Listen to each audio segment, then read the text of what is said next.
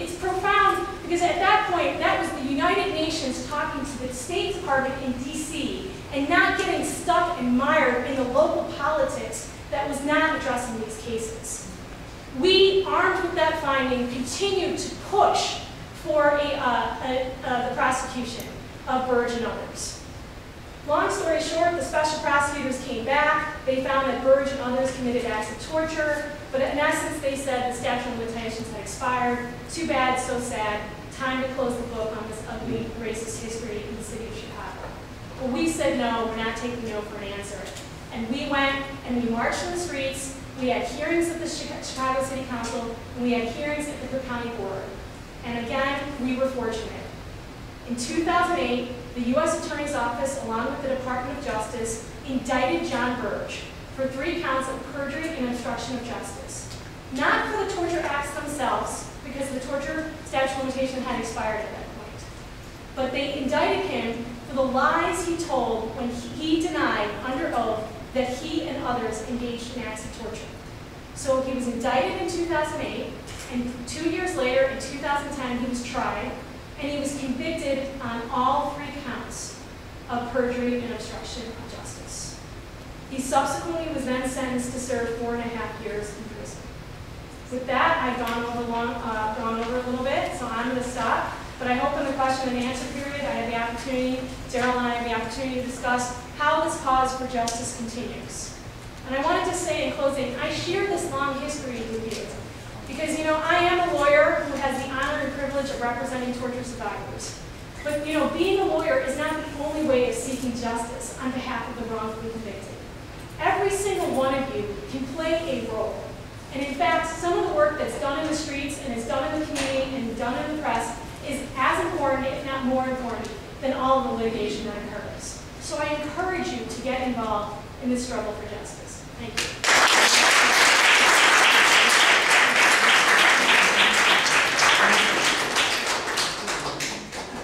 So with that, I'm going to be real quick. I'm going to invite Daryl Cannon up to speak with you.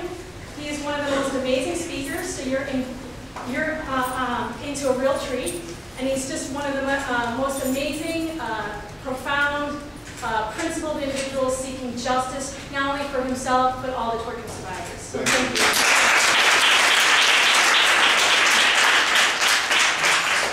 Good evening, ladies and gentlemen. First of all, I'd like to thank the sponsors for this special event.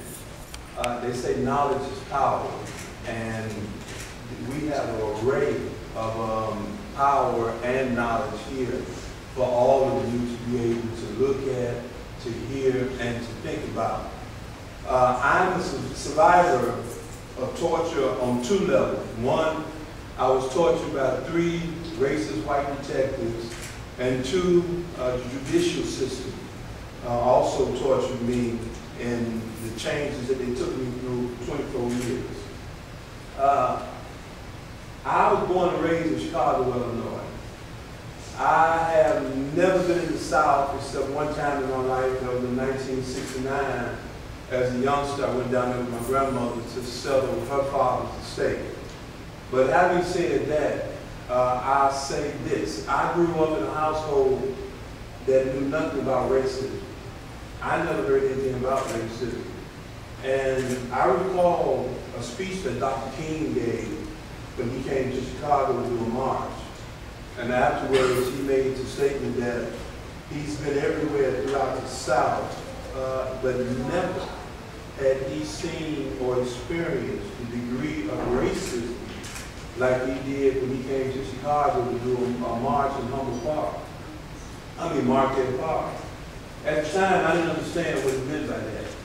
But on November 2nd, 1983, it all came to the forefront when 3 white detectives took me to an isolated area, way out south, and they got me out the car, and my handcuffs was cuffed behind my back. And they told me, quote, "Nigger, look around. Nobody's going to see or hear anything that we do to you today." And when I looked around, all I seen was empty fields and railroad tracks.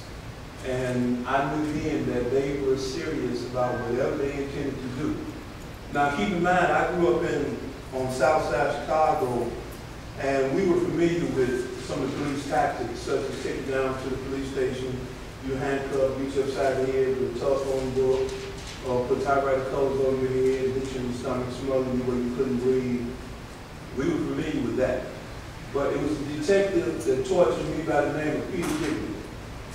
And the morning of November 2nd, he said something that came true to life later on for me that day. When he said, nigga, we have a scientific way of interrogating tough niggas like you. At the time, in my mind, I thought, well, you're going to beat me up a little bit. Okay, come over with it. Let's get this over with. But if you know nothing about torture whatsoever, you couldn't fathom what they did to me. They tried to hang me by my handcuffs that were cuffed behind my back, where when two detectives picked me up to another detective was standing behind me on the bumper of the detective car.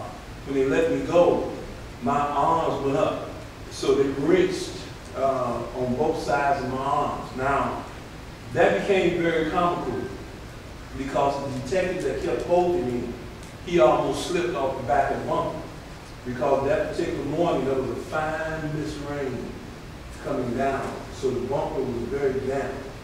So when he almost fell off the back of the bumper, that gave me a moment to breathe and to kind of laugh at this comical mess that they're doing. But from then on, they got very serious because they took a shotgun. And Peter Dick, now my hands are cuffed behind my back, and I'm standing out here in this isolated area. I got two detectives on each side of me. I got one in front of me. And Peter Dick said, nigga, see this? Now listen. And he turned his back to me.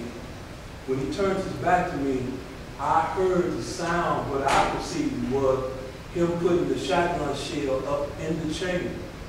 And when he turned back around, I don't see no shotgun shell.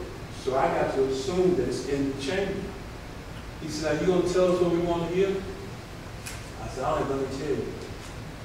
One detective told me, go ahead and blow that nigga's head off. And that's why he tried to force a shotgun barrel in my mouth. I wouldn't voluntarily open my mouth, so he forced a shotgun barrel in there. He chipped my 2 teeth and split my lip. And they got the barrel in. They said, now you gonna tell them we want to hear? I tried to shake my head, no, you pulled the trigger. Then he took the shotgun shell out of his pocket. He said, now nigga, listen. And he turned his back. They repeated that 3 times. On the 3rd time that I heard the click from the shotgun, in my mind, I actually thought that he was blowing my brains out because the hair on the back of my head stood up.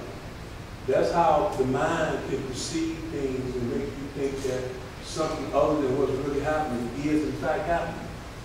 When they finished with that, they put me in the back seat of the detective car. They redid my handcuffs, but it was in front. They had me to lay sideways in the back seat of the detective car while the door was open. They pulled my pants and shorts down.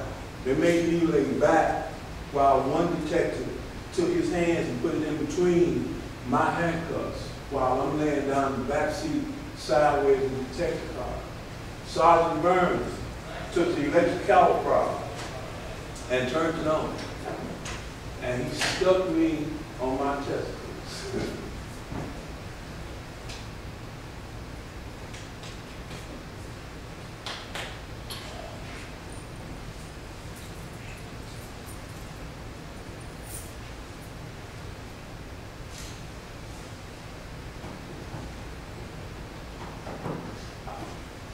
Pardon me, please know that it doesn't hurt. I just get mad.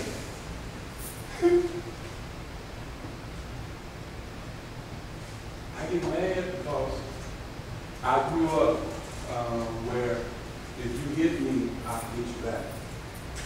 But these cowards, everything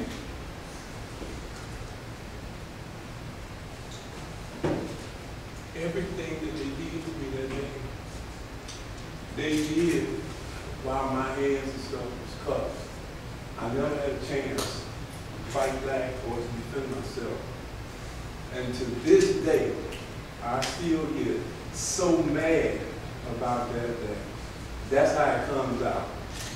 My lawyers never would prefer for it to come out like this than for me to get physically violent, you know, and I totally agree with them. Because one of my lawyers, Flint, he was supposed to be here. I'm often asked, how do I feel about the detectives that torture me? And I'm quick to say, I can't stand the air that they breathe. I hate them just that bad. Now my lawyer, Flint, he don't like me to say that. You know, he said because it doesn't sound right. You know, but I'm not in the business of trying to sound politically correct. I'm in the business of speaking the truth about how Daryl Cannon feels. Even though it's over 4 years now, to me, it's still as fresh as if it happened yesterday. Because, see, you have to understand something. During those 24 years of having been tortured and locked up, I was placed in Tam's Supermax. My last 9 years, those 24 years, I was placed in Tam's Supermax, where I had no physical contact with nobody. Nobody at all. My loved ones could only come to see me if they got a pre-approved. And even then, there was no contact visits whatsoever. Everything you do in Tam's Supermax, you do by yourself. Tam's is designed to destroy you mentally, physically, and spiritually. But Daryl Cannon was blessed. Between my grandmother and my mother, those two ladies were the head of the household. Even though men was there, but those two ladies ran. And I was the baby of the family. And during my 24 years, my mother died, my father died, my grandmother died.